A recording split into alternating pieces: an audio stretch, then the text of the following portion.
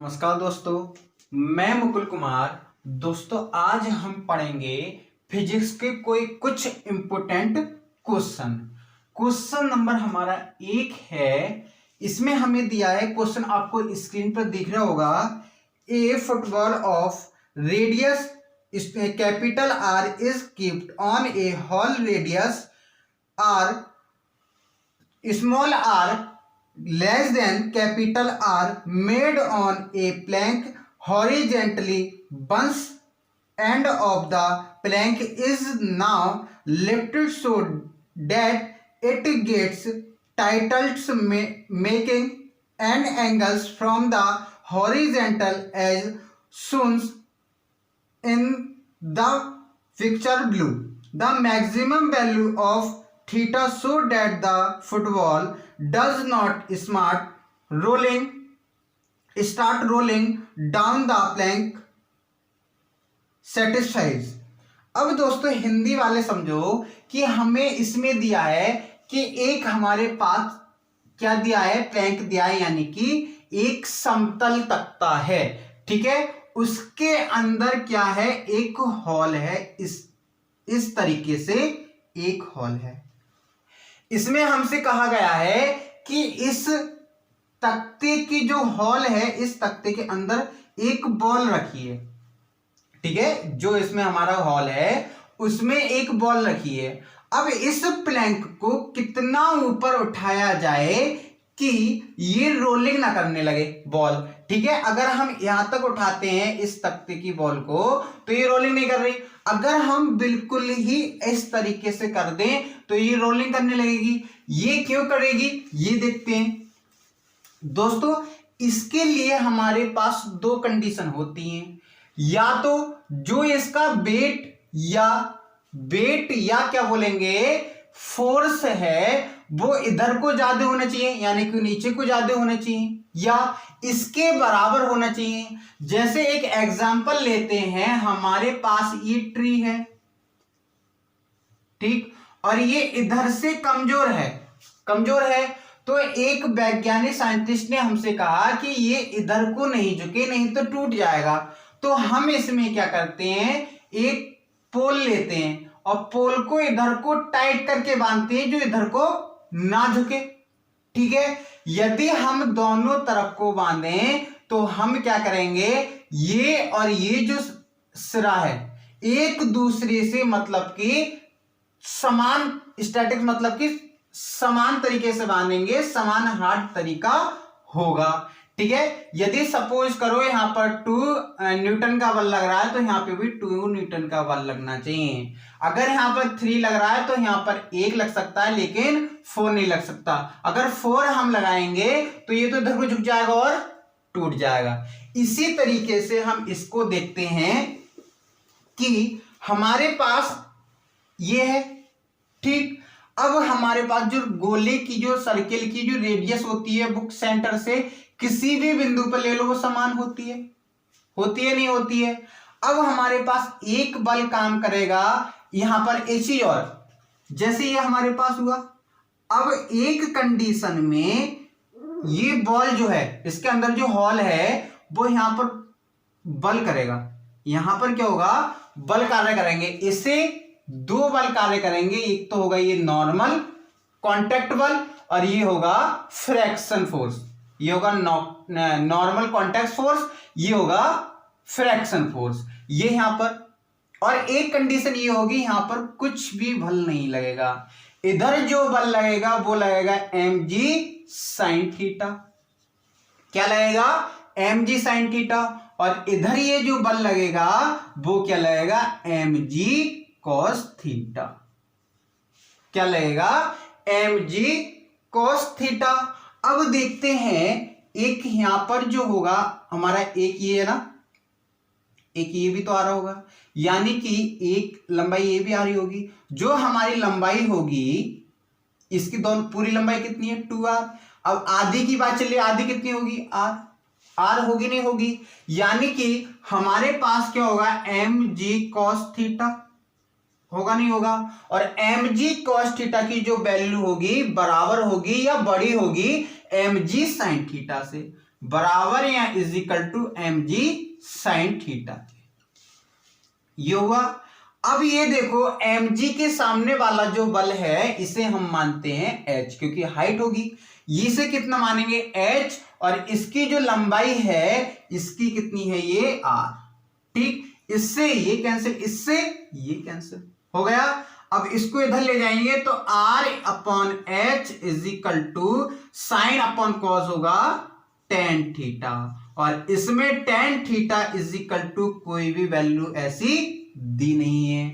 अब लेकिन एक वैल्यू तो ये भी काम करेगी हमारा, ठीक है, इसमें एक वैल्यू तो ये भी काम करेगी। इसमें ऑप्शन दिए हैं sine theta is equal to R upon capital R, tan theta is equal to small R upon capital R, लेकिन इसमें स्मॉल आर तो दिया है, अपॉन में क्या दिया है h, ये तो है ही नहीं।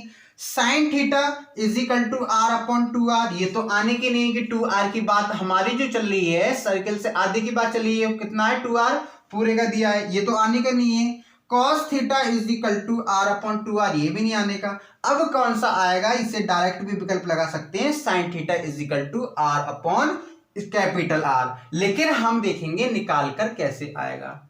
ठीक है, ये हमारे पास ये इतना त्रिभुज बनना है, ये बनना है ना त्रिभुज, ठीक है। इसकी लंबाई हमारे पास कितनी आ रही है r, ठीक है, ये r आ रही है। और देखो दोस्तों ये हमारे पास यहां पर त्रिज्या दी है, ठीक है, रेडियस दिया है। अगर हम इस रेडियस को यहां पर भी लिखें तब भी ये r आएगी, r इसकी वैल्यू कितनी है h। अब sine theta is equal to हमारे पास क्या होता है, साइन थीटा होता है लंब बटे कर्ण, यानी कि लंब की वैल्यू कितनी है r और कर्ण की वैल्यू कितनी है स्मॉल कैपिटल R। आंसर हमारा कौन सा, ऑप्शन नंबर ए सही है बिल्कुल, sine theta is equal to small r upon capital R। ये तो हो गया फर्स्ट क्वेश्चन। अब दोस्तों देखते हैं सेकंड क्वेश्चन, ठीक है, सेकंड क्वेश्चन देखते हैं।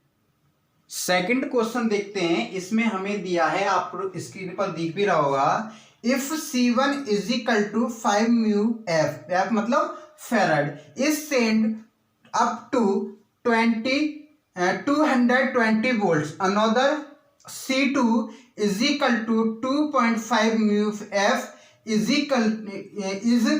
Contact is parallel, find loss in energy. हमें इसमें क्या दिया है, C1 इज इक्वल टू क्या दिया है हमें 5 म्यू F दिया है, 5 म्यू F, ठीक है, आपको स्क्रीन पर दिख रहा होगा। C2 इज इक्वल टू दिया है 2.5 म्यू F, ये दिया है।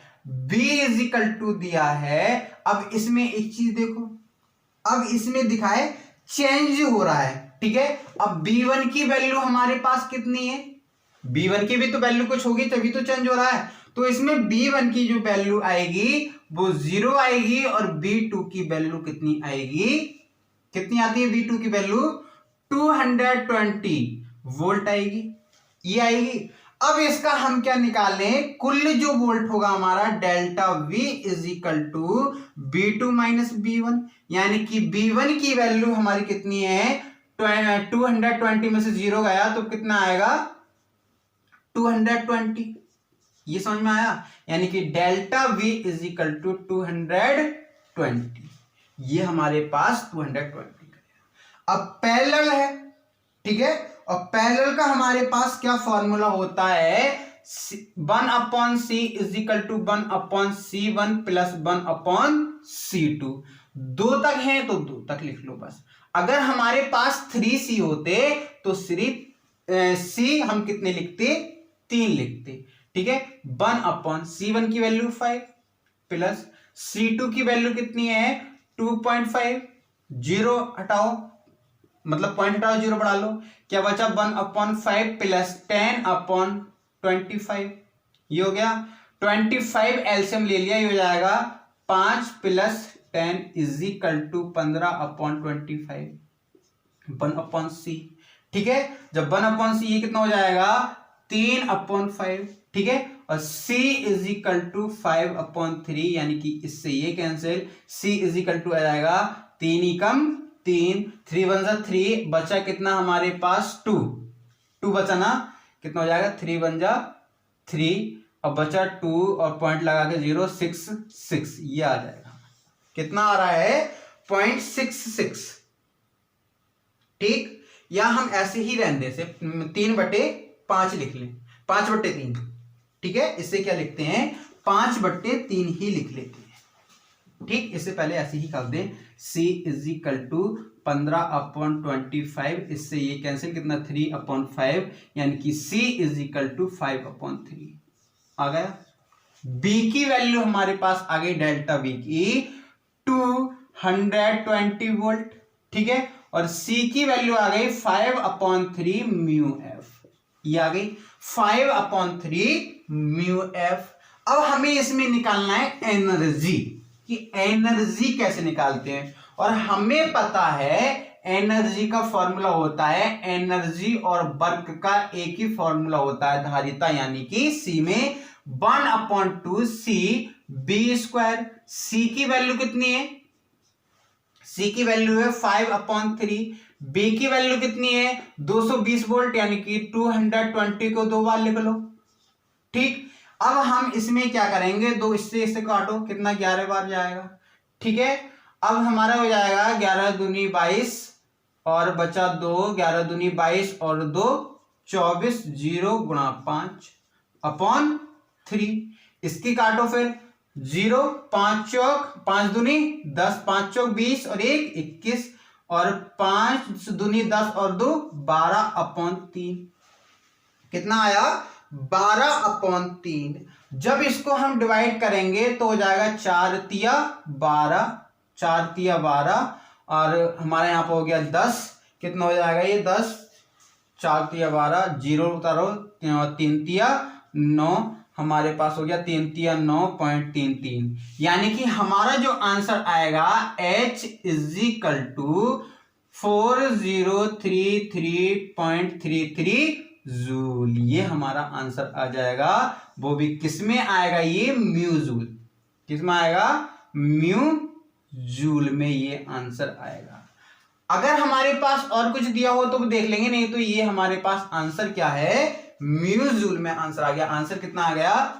4033.33, ये हमारा म्यू फैराड 0। अगर हमारे पास हो तो हम इसको ये भी लिख सकते हैं, 10⁻⁻6 जूल, ये भी लिख सकते हैं। ठीक है, आंसर आप देख लीजिए, जो ऑप्शन मैच खा रहा है, लेकिन इसमें तो ये खा रहा है जूल, अगर इसमें नहीं है तो ये भी हो सकता है। ठीक है, आंसर जो भी है। लेकिन हाँ, एक चीज हो सकती है, अगर एम इसमें क्या है 40 3 अब हमें 10 की घात कितना दिया है? 6 दिया है। अब इसमें कितना है, एक चीज ये देखने की है कि एम की कितना दिया है? क्यू दिया है ना, तो एम की क्यू दिया है और ये सेंटीमीटर में, ये सब किसमें? सेंटीमीटर में। तो हमारा क्या होगा, अब 1 सेंटीमीटर कितने मीटर होते हैं? 2, 100। तो हम क्या करेंगे? 6 से, इससे ये कट जाएगा। आंसर ये भी हो सकता है।